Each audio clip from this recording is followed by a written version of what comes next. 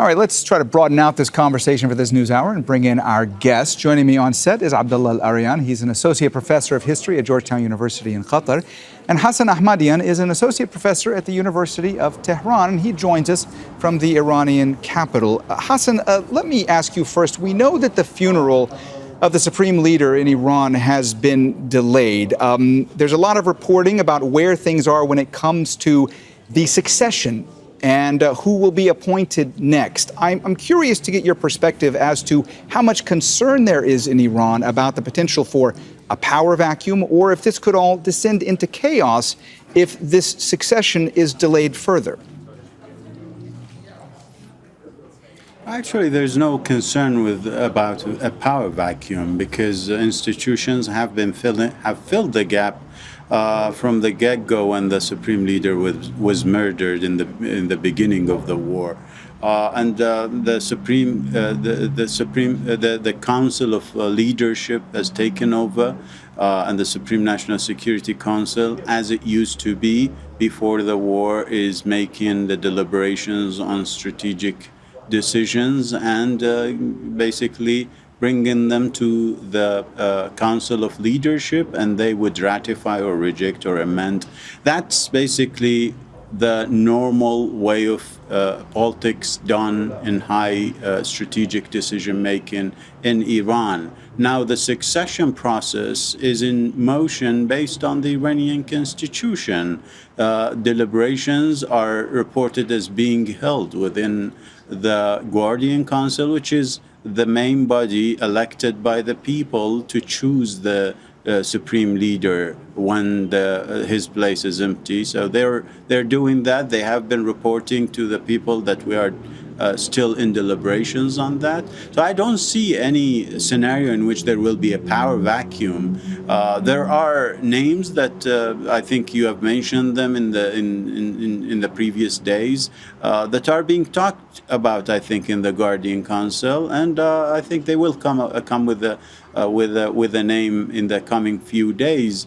The postponement of the funeral, there might be basically the postponement might be linked to the succession in the sense that they would announce the next leader, then the funeral would happen. But still, we don't have a confirmation of that as well. All right, Abdullah, you heard Hassan there talk about the fact, he says in Iran there's no concern now about the possibility of a power vacuum, that things are going as they should be in an instance of this kind, that there are groups that are meeting, that there will be a succession plan announced. Now, let me ask you, when it comes to how the U.S. might be viewing this, or when it comes to how Gulf countries might be viewing this, first of all, when it comes to the U.S., we know that there are at least some officials in the U.S. that have said that one of the stated goals of this campaign in Iran is regime change. We also heard that U.S. President Donald Trump at one point said that they had people that they thought might be able to take over, but that they were killed in those strikes as well. What are the limitations here when it comes to the strategy being employed by the U.S., airstrikes, and how they might impact regime change in Iran? And where do you see the strength is when it comes to the current regime? Well, I mean, I think, this reflects a profound level of ignorance on the part of the U.S. administration. I mean, there's a severe lack of understanding of the makeup of the Iranian state. I think there was an assumption that this mirrors something like, Gaddafi's Libya or Saddam's Iraq, in which you basically just, sideline or get rid of the figurehead, and then all of a sudden the entire state immediately collapses, or that you had such internal opposition that it would coalesce into something in support of the U.S. airstrikes. So none of those things have happened as of now. And so the U.S. finds itself in an incredibly difficult position, which is why we're continuing to hear about this idea now of arming, opposition groups on the basis of ethnicity, et cetera.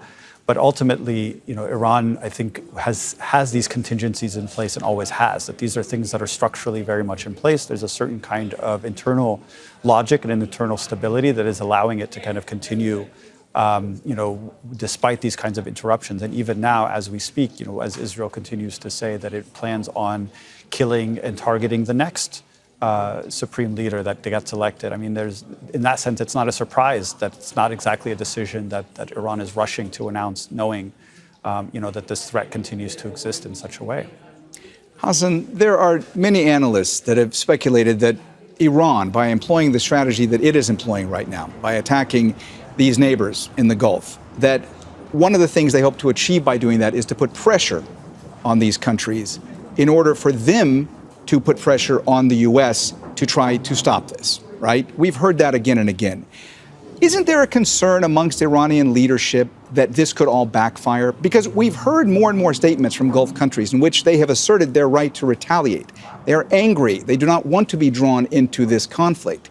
What's the level of worry that by continuing to attack not just energy infrastructure, but civilian targets in these Gulf countries, that could backfire on Iran? Yeah, well, I'm not of the thinking that Iran is hitting to create pressure than to be channeled to the United States. I think the Iranians are targeting U.S. bases primarily. Now, there are other targets as well, but the main target have been U.S. bases, be it military or intelligence, Mossad bases, and also CIA bases. That's what we hear from the officials, and makes perfect sense. You put pressure on the United States itself. Why channel another country's pressure to the United States? Killing Americans is the main source of pressure on the United States. It's not Arab pressure on the states. We know the limit that they have compared to Israel in pressurizing the United States. So I don't buy that logic. I think the Iranians have seen that these bases and these infrastructure, security and military, have been used. The Iranian officials have refuted that they have attacked gas infrastructure in Qatar, for instance. They're talking about false flag operations. To me, it makes perfect sense, because if they want to drive gas and oil prices up by attacking those, the better strategy would be to basically stop them from crossing the Strait of Hormuz. Strategically, that would make more logic for the Iranians, and they have proved that they are capable of it. So no, I don't think that the Iranians are pressurizing their neighbors to then pressurize the United States. They're hitting the United States and Israel. All right. Hassan Ahmadian, an associate professor at the University of Tehran, and Abdullah Arian, an associate professor of history at Georgetown University in Qatar. Thank you both so much for joining us this hour.